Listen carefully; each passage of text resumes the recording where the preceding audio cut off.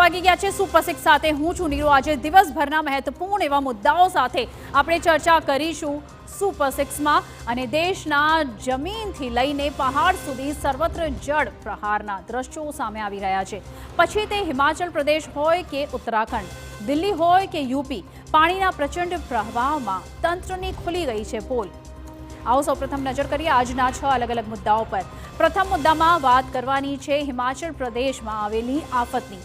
મનાલી, મંડી, શિમલા અને કુલુમાં ભારે વરસાદને પગલે બિયાસ નદીએ પોતાનો રસ્તો પણ બદલી નાખ્યો છે અને કહેર વરસાવ્યો છે। તો ઉત્તરાખંડમાં પણ આભ ફાટ્યું છે અને પહાડથી આવી છે અણધારી આફત।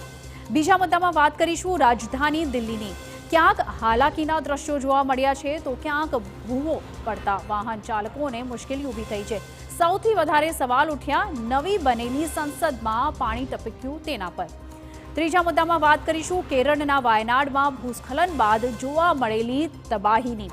આ અકસ્માતમાં અત્યાર સુધીમાં 2270થી વધુ લોકોના મોત થયા છે તો યુદ્ધના ધોરણે અત્યારે રેસ્ક્યુ ઓપરેશન ચાલુ છે।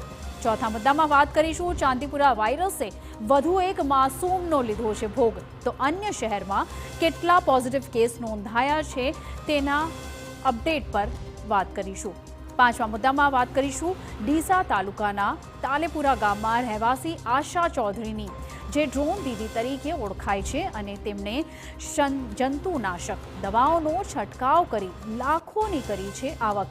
અને અંતમાં વાત કરવાની છે જામનગરના ખીજડીયાના યુવક નિકુંજ વસોયાની। દેશી ફૂડ બનાવી ગુજરાતીઓને સ્વાદનો ચસ્કો લગાવનારા આ યુવાન અંબાણી પરિવારના રસોડા સુધી પહોંચી ગયા છે। આવો